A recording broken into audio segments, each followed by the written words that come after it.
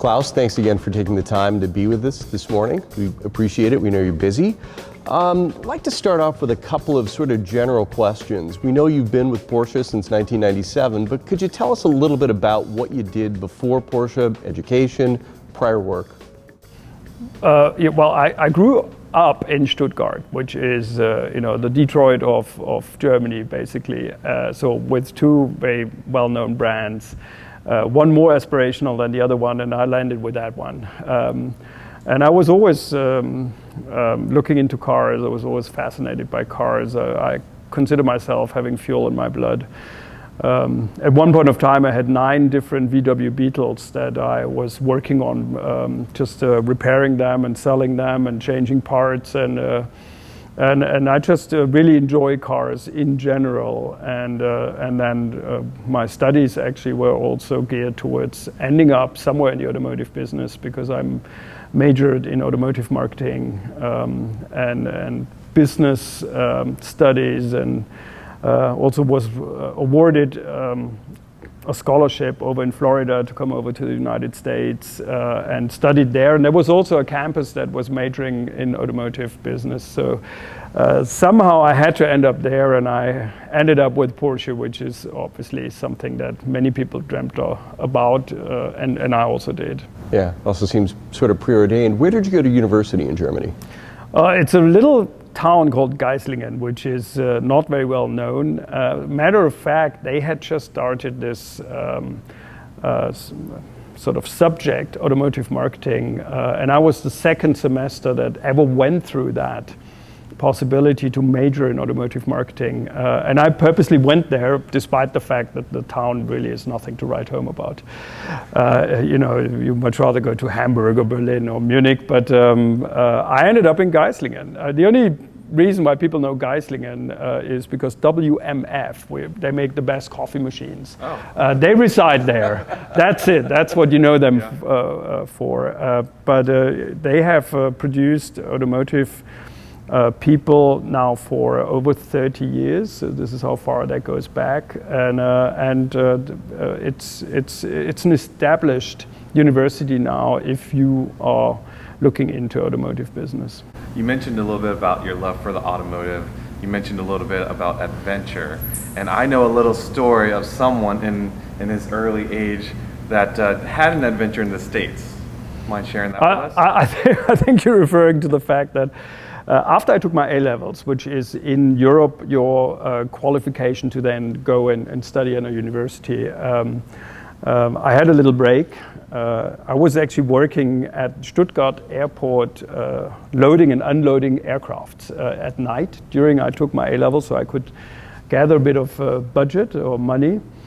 And then with my best buddy, we flew over. I was 19, so was he. We flew over from Stuttgart to Frankfurt, from Frankfurt to LA via New York, and we had exactly $1,000, and we purchased a car. We didn't know what car we wanted to have. You didn't really have much of a choice. We didn't have much of a choice. I mean, you might call that naive, and you're right. What we did is we got out of LA airport and we sat into a taxi and told the taxi driver, we're going to buy a car, and we have $1,000, take us to a place. So obviously he knew somebody who knew somebody. My cousin. So he took us to this place, which was a pretty wild place. It had these triangle flags, like a tent, and when the guy learned that we only had $1,000, he said, let me take you to a car. And then he took us to the very far back of his lot, and there was already grass growing there, so cars had not been moved from there. And he took us to an Oldsmobile Delta 88. Nice, an 88. Which was great, because we said, hey, that's the perfect car for us, because it had 2 benches, so front and rear. And we could sleep in there, because obviously we didn't have much money, so we couldn't afford hotels or anything. And we took that car and zigzagged in 3 months to the United States and sold it in New York for $1,200.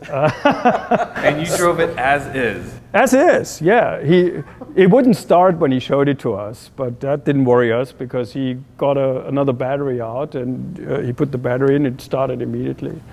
And I mean, for us, you know, being German and having driven Beetles, VW Beetles, you know, that was a luxurious big car. Absolutely, complete with, you know, 9 or 10 mile per gallon fuel economy. Yeah, but you know, we were so scared somebody might stop us that we were sticking to the speed limits like nobody else was on the whole street.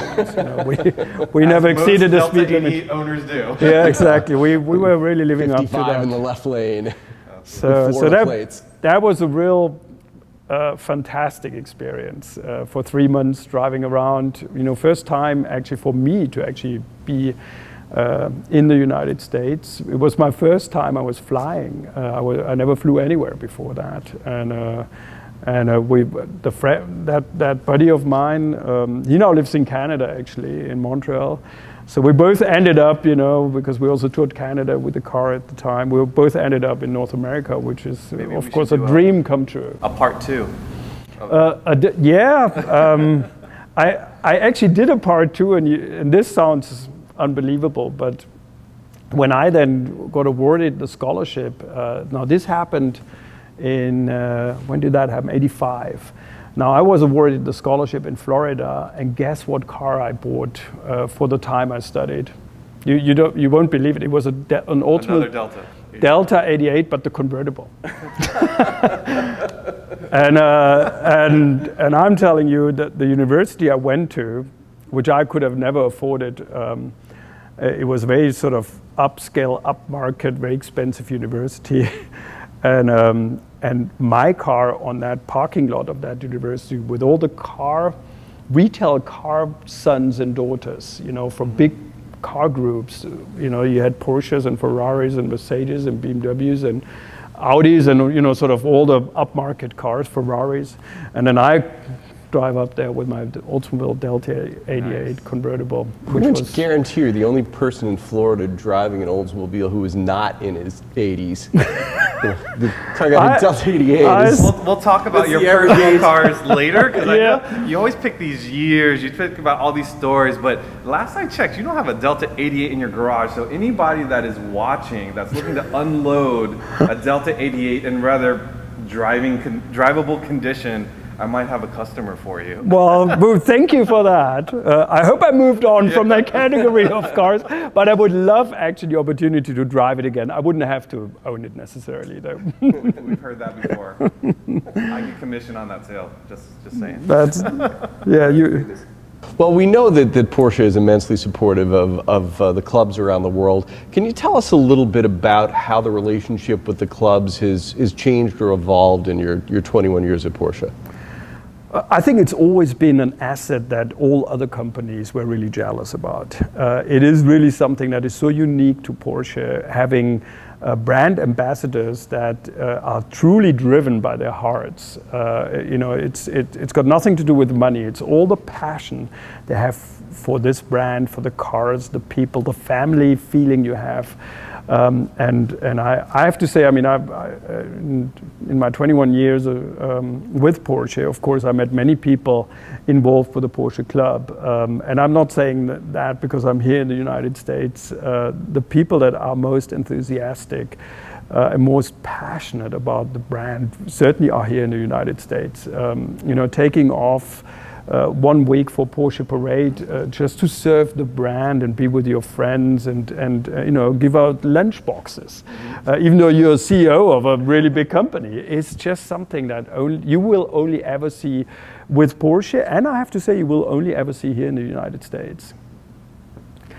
So I'm truly astounded and proud also to be in contact with such a you know, a unique kind of family feeling that we have here. We always find it, you know, we have the opportunity to meet the club presidents worldwide, and certainly Porsche Club of America has its unique sort of flair and things that we do.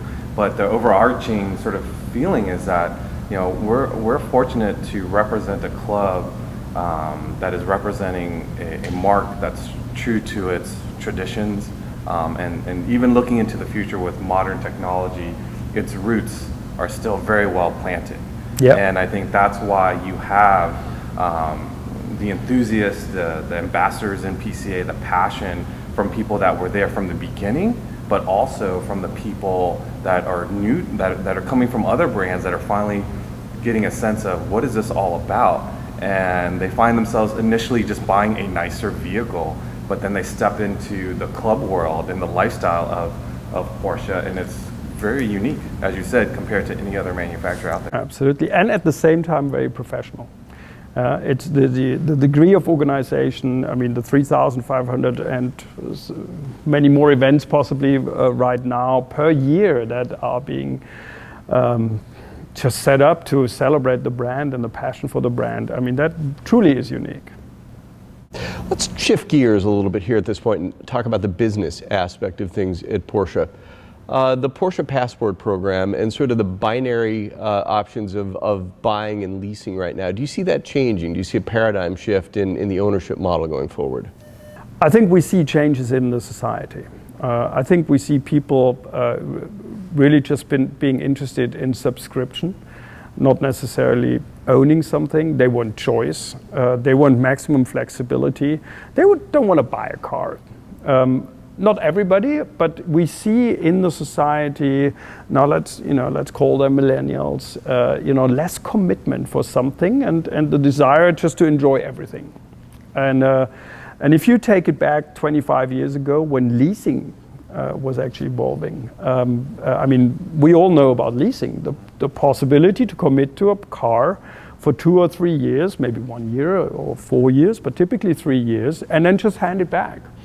And that is shifting now into a different dimension of commitment. I mean, look at the Porsche Experience Center here in Atlanta or in LA. You can commit to 90 minutes, Porsche on the track. And we're filling those gaps so people have the choice to actually engage with Porsche as long as they really want to commit for. And the Porsche Passport program is for those who say, well, actually, I want to drive the whole range. I want choice, I want flexibility, I want the best service. And I might want it for a month, or maybe a year, or maybe 2 years. But if I'm not happy with it anymore, or if I change my opinion on Porsche and my commitment, I want to quit. So I only commit for a month. And this is exactly what Passport does. It's only a pilot. We run it here in Atlanta, but Passport now for us has proven that we see 80% of the 50 people that are now engaged with Passport, and there's a waiting list, so we can backfill if somebody leaves. 80% of those are new to the brand. So they have not owned a Porsche before. And that is truly, well, I don't know whether I can say amazing, but it was certainly surprising for us to see that. We were wishing for that, to engage new target groups, and we have. Well, so this is a perfect, I'm sorry, go ahead, Boo. So would it be fair to say the end goal of the Passport is to get these new to the brand, in a less committal opportunity for being in a Porsche, but once they've driven it, once they have one on their driveway and they're done with the program, is the goal to tuck one away in the more traditional sense or keep them on a subscription program? And you have the whole bandwidth. Now, we have people who drove for a couple of weeks and found out 911 GTS, that's mine. We have 2 of these that were in the program that immediately bought into a 911 GTS and said, that's it, that's all I need. But we also have people who left immediately. He said, yeah, it was nice, I'm doing something different now, or I'm going on holiday. Yeah, so I'll be gone for 3 weeks. Why would I pay for 3 weeks where I can't drive a car? I mean, no leasing customer would ever say that. Right. No, I'm on holiday, I'm not paying for my leasing fee. So this, you see the whole bandwidth. Now, why are we doing that? And now our dealer partners actually question that too. Why would you do such a why would you serve such a short-term commitment of somebody if you could possibly sell a car? Because if we don't do it, somebody else will do it. Yeah. Okay, so I think we need to gather experience. We want to find out what the share of those is that actually want to use that as an extended test drive to then make up their mind what they really want. And we want to know who actually wants to stay in the program. And what people sometimes don't see in programs like that is that it's actually IT technology that helps us run that in a profitable way. Because for 50 people in the program, we figure we need 55 to 60 cars in the fleet. And still, due to the IT performance, predictive modeling, for example, we know what people want next weekend. So we can design the fleet and the change process and the preferences and the offers we make for other people in the program. So everybody will always have the feeling that you have the car that you actually wanted. Mm-hmm. So if you in the past, if you said, Friday, the weather is fantastic, I came to work in a Cayman, we'll know in certain weather conditions that you're going to give us a ring and tell us, I want a Boxster to get back. That's and then we prepare for that. Fantastic. So you're using big data and predictive analysis to make the program actually work better for the individuals who are involved? And a higher level of customer need. Exactly. Yeah. While having a really efficient use of your capital employed, and the biggest cost factors are the cars.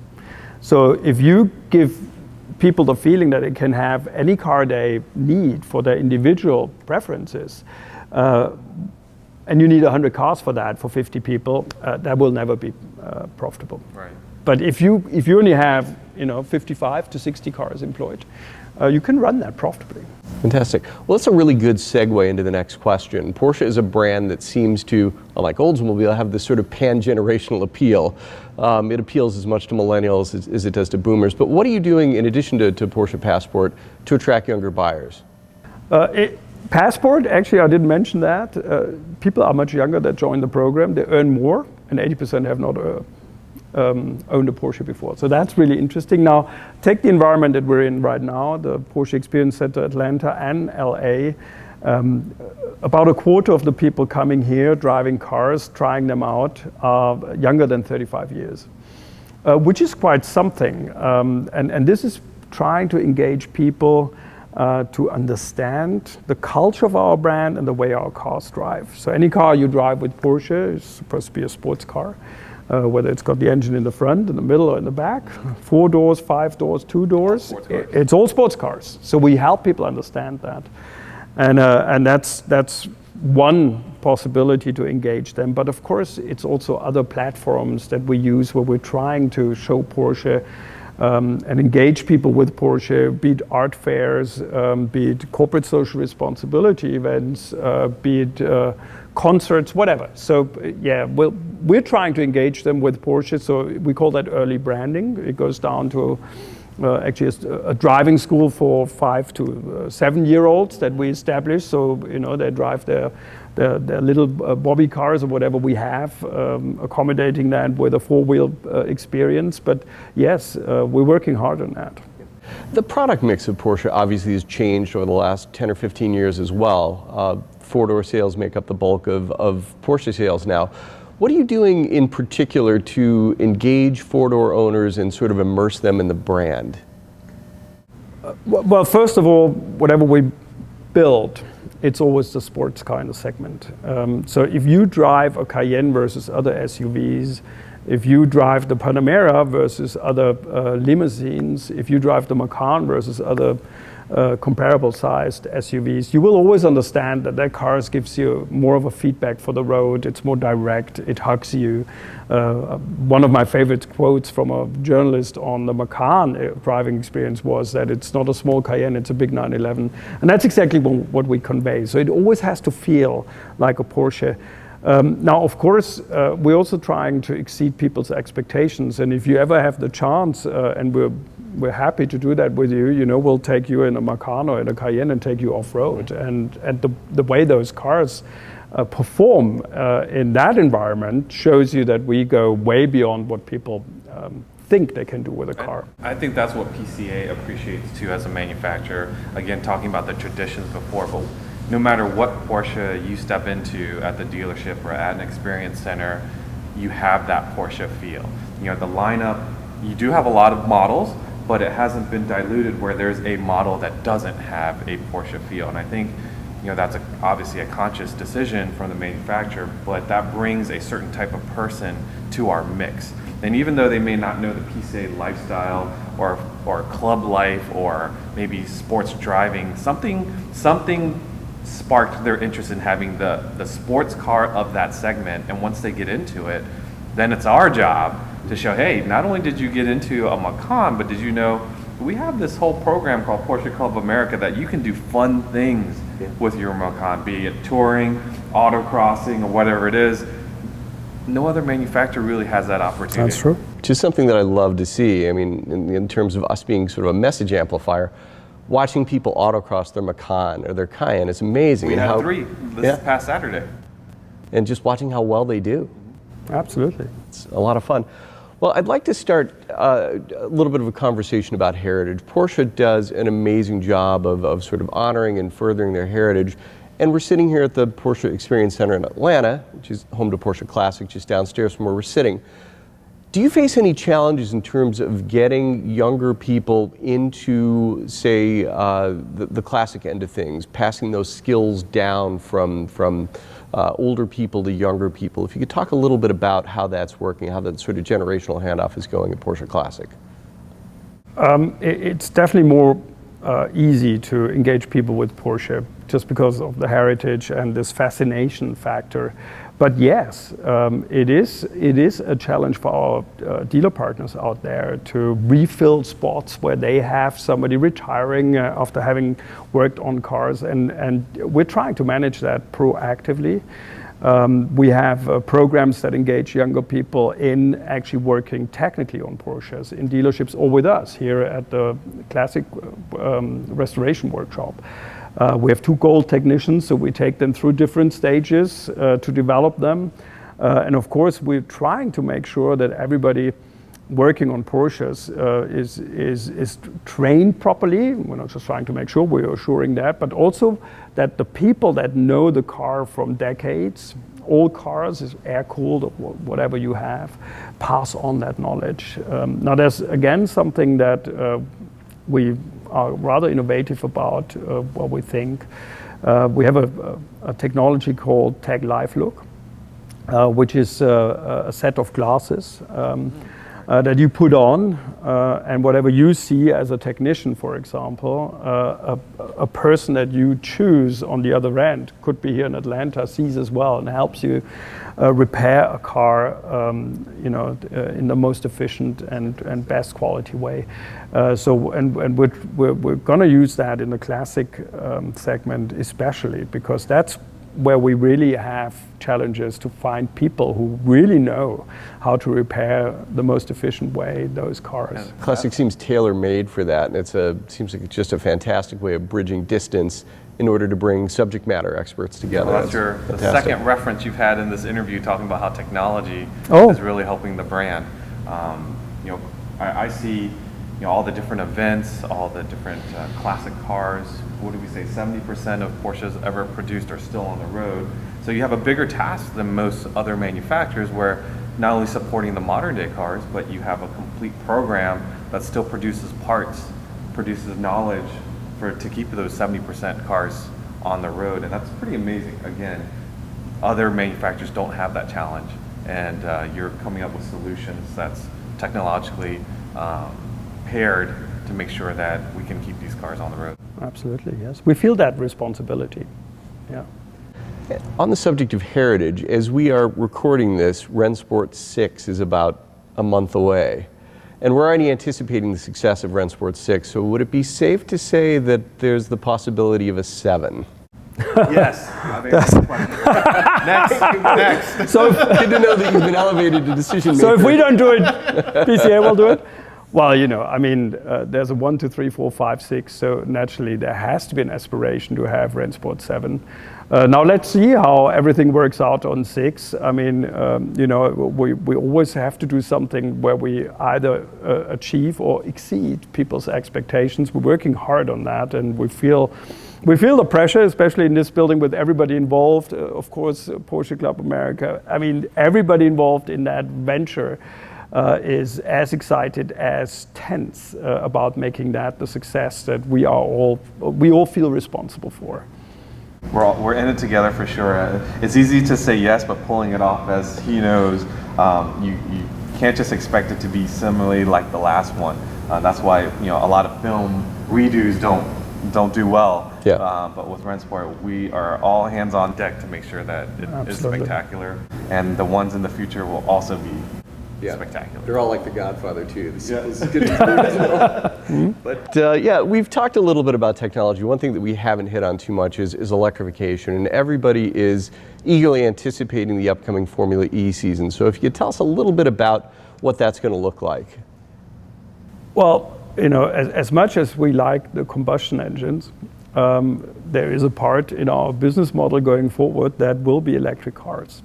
And of course, we will always live up to customers' expectations to produce those GT3s and GT2s and GT4s and everything else, because that's most visceral. But at the same time, we feel this commitment, battery electric vehicles, that not only customers demand, but we also have to bring out in order to live up to our commitments for the environment, and so on and so forth. And now any car that we bring has to be successful in all terrains. And the most competitive terrain, of course, is motorsports.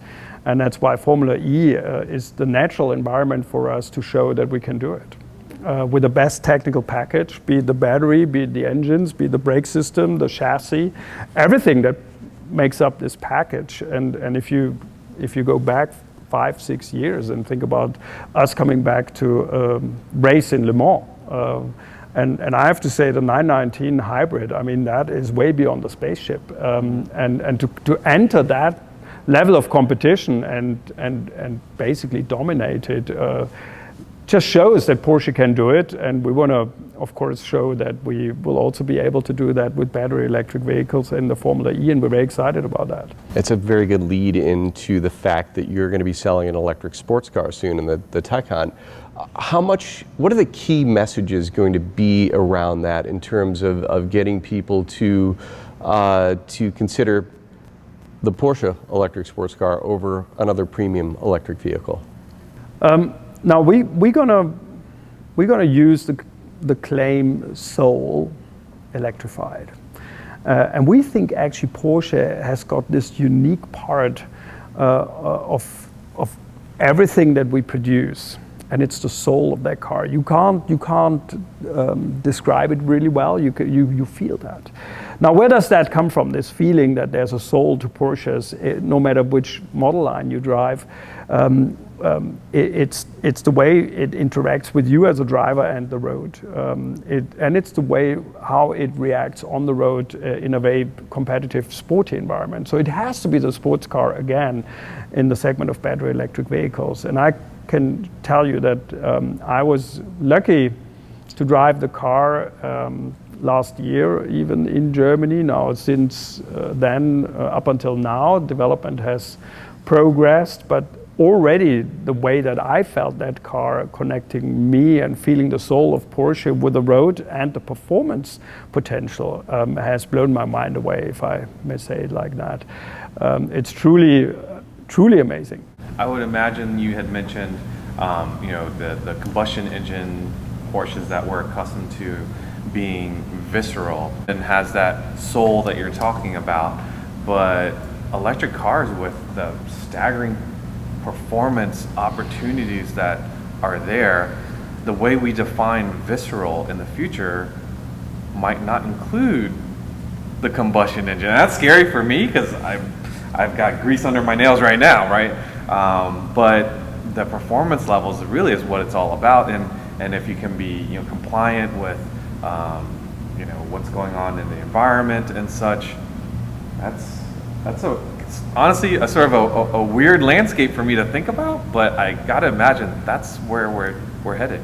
I think the biggest first step for many people having exactly the same feelings you have is drive the car. Mm-hmm. Sure. And it delivers a lot.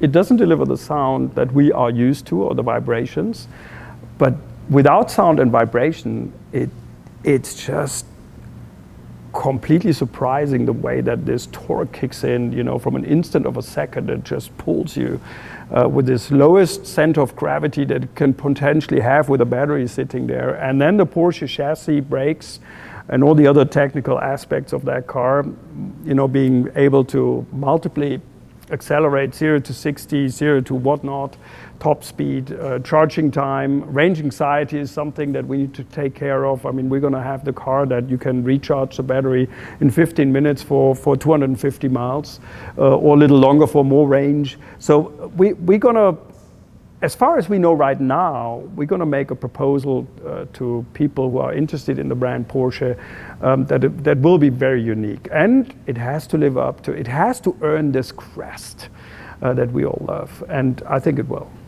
And sort of more of a across all manufacturers, not just with Porsche, as we move into this electrified future, what are the plans for those of us that have these or those in our garages, and we'll still covet them just as much, but perhaps society, how will they, or how manufacturers treat a combustion engine car in the future? Have you thought about the 70% that will still be on the road, but they're not going to be electric? Yeah. You know, interesting enough, if you take the founder of our company, and one of his famous quotes was, the last car that will ever be produced will be a sports car.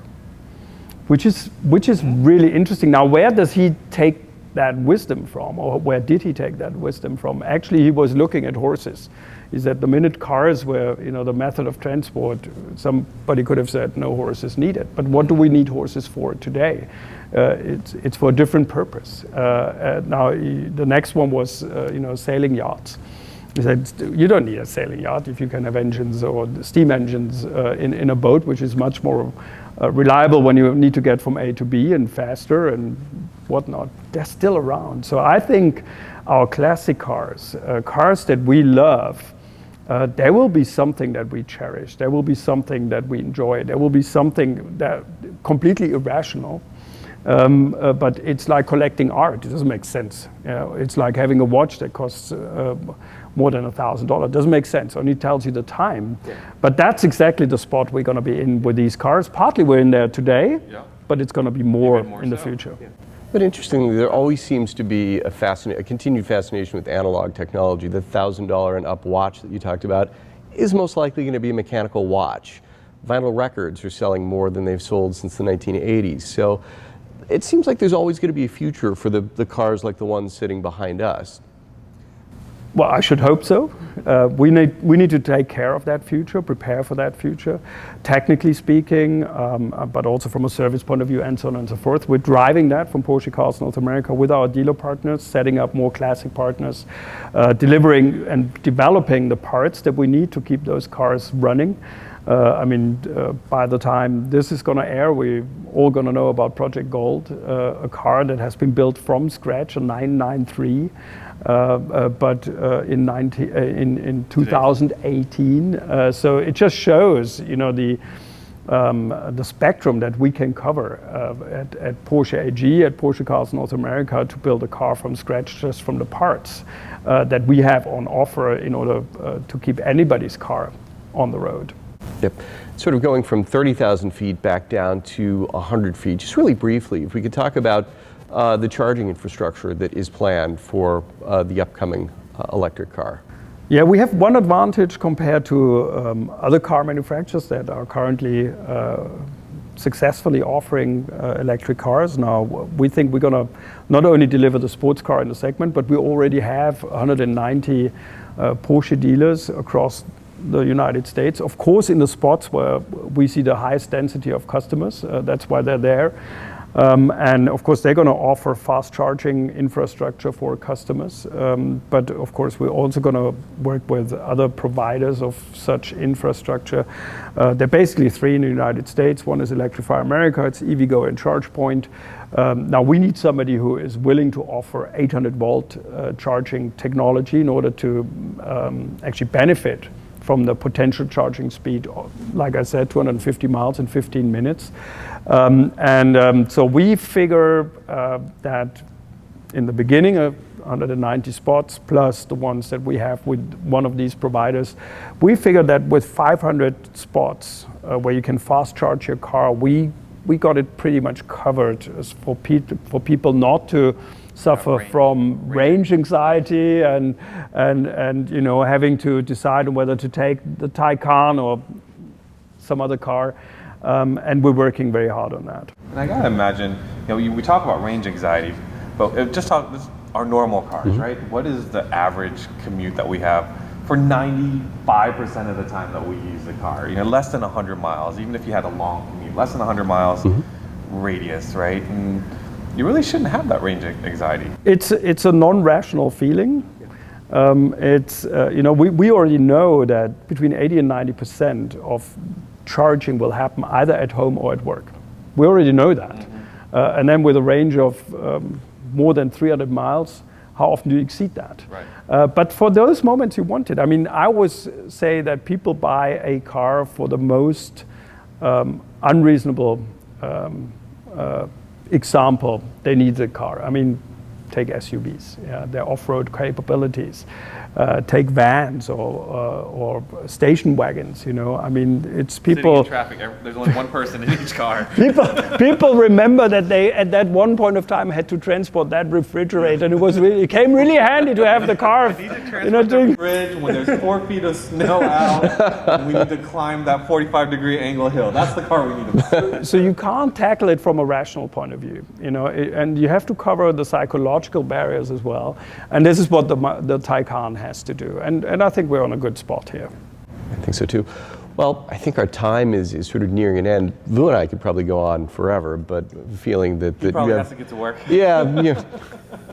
But thank you again. It's really a pleasure to be able to share your enthusiasm and your passion for the brand with a PCA audience. So thank you so much for taking the time. Well, thank you for everything you do, and thank you to PCA and all the members. We're really proud and very happy to have you. Speaking of Porsche's heritage, is a really lovely example down here, this Irish green 1969 912. You have a personal history with this car. I do. Actually, of course, I love classic cars. Yes. My wife actually was somewhat hesitant for me to buy into another classic car. When I saw this 1969, I'm a 1967, she's a 1969. I purchased it for her.